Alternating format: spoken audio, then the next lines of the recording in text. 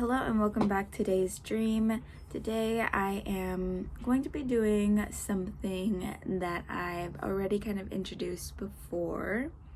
Well, I'm going to be using something that I've already introduced before. I'm going to be using my thrifted yarn, what I have already untangled.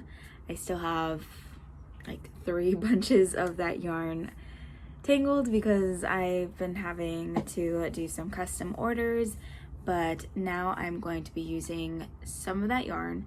I did show you 2 plans that I had already made for that yarn, but something came up and I want to use it for something else. I'm going to be making some headrest covers for my car because I want to make something custom for it so I can identify it, and the way that I'm going to be doing that is by making my custom headrest. The colors that I'm planning to use right now until I run out are this purple because I love it, this pink, I'll probably run out of this pink, this orange, probably run out of this orange too, and this pinkish purple color. I did take measurements for the headrest and it's 24 inches around, and that's horizontal, and then vertically it's 25 to 26 inches.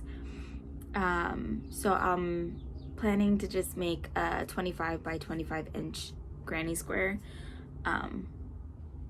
actually dividing that, so yeah, because I took the circumference of the headrest, and so dividing that by 2, I need to make 13 math. Let's see, how do we do it? 13 would be 26, I want 25, so 12, right? 12, that's 24. Well, I guess I'll just do a 12 by 12 headrest so it has some hold to it.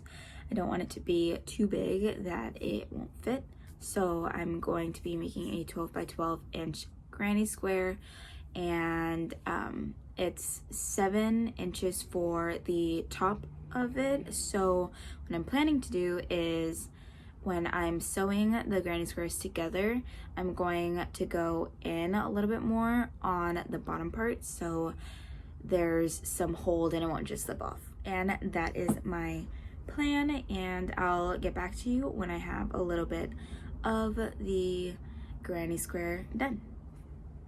I don't think I've shown how to make a granny square, so I'm gonna show that now, and hopefully you'll get into granny squares because I love it so much, and I hope you love it.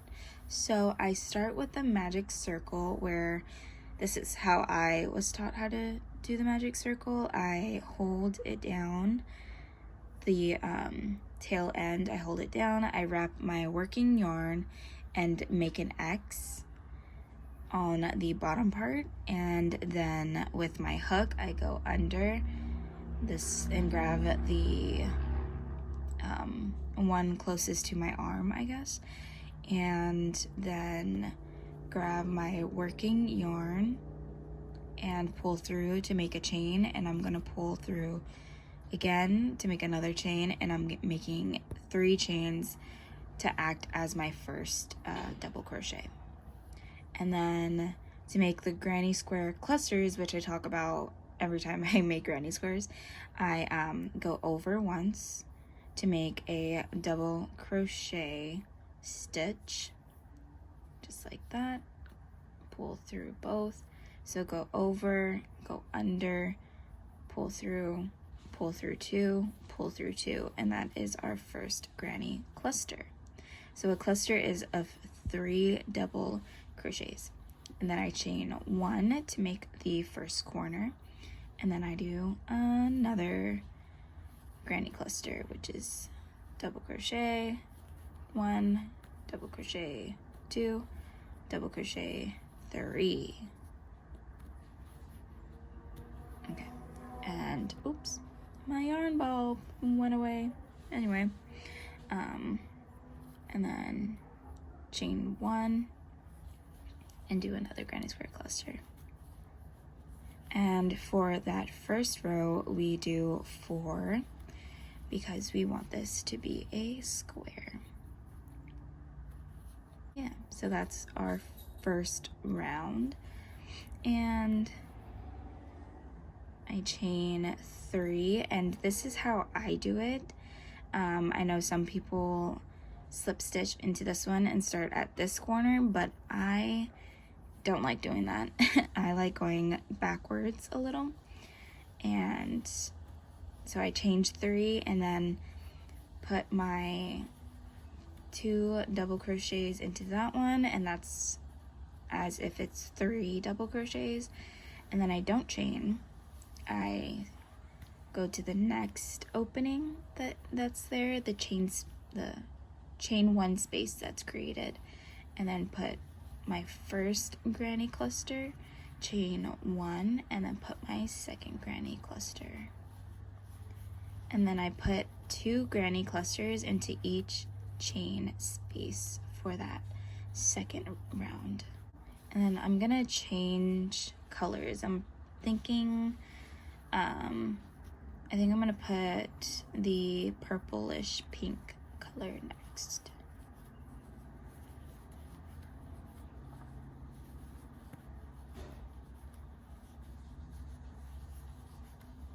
So I'm gonna do 2 rounds of each color and see what I have.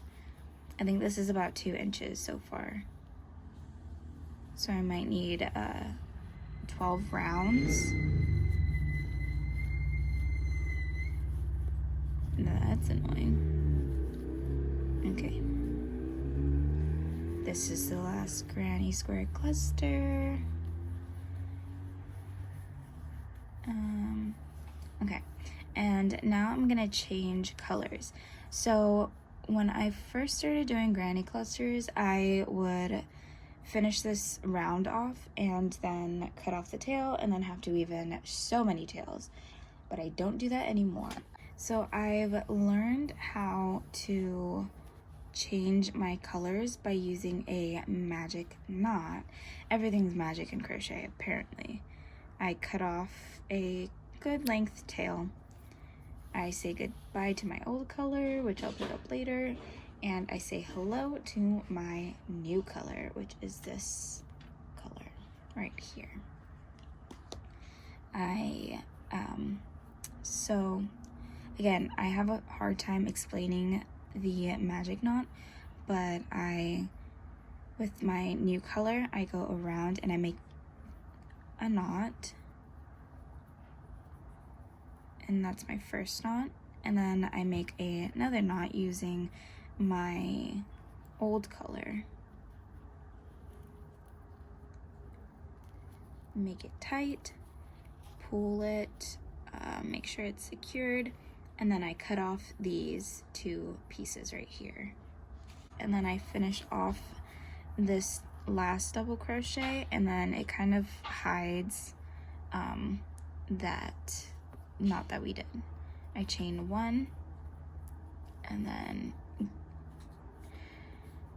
I should try to, like, if you're doing this, you should try to go into this chain space, but I usually just go in between it because it's easier and nobody's really paying attention to where you're slip stitching. So chain 3, and that is granny square cluster for you and granny squares in general.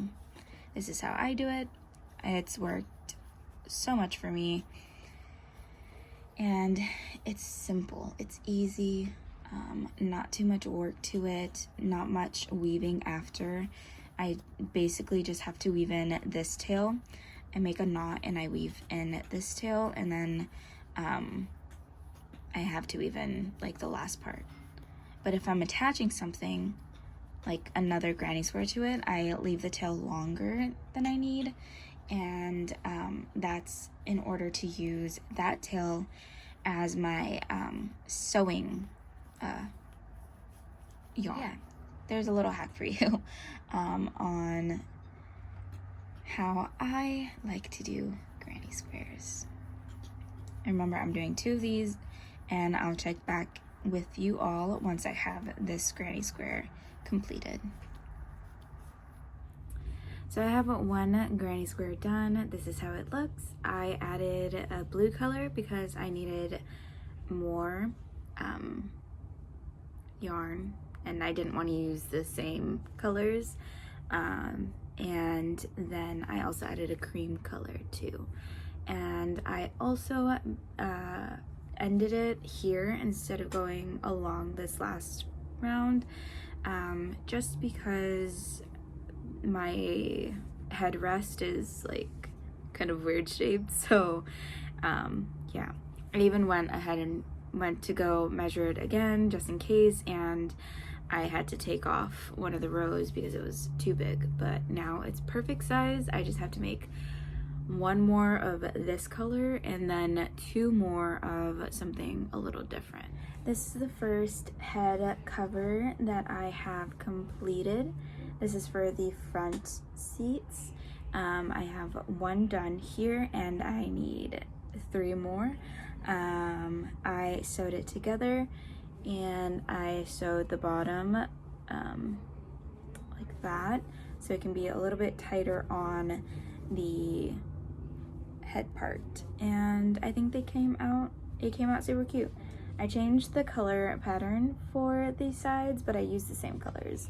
So I'm gonna do 3 more and then I'll be right back. I have finished the last 3 headrest things. It took way longer than I anticipated it taking.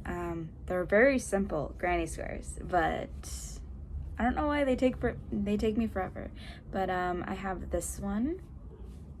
I made the back ones the same pattern, and they're smaller than the front ones because that's just how my car is. And then I have this one. This one I had to add red because I finished this pink color. So yeah, but I have the 4th one already put in. But these are the last ones. I'm gonna put them in and I'll take some pictures and show you all, and yeah.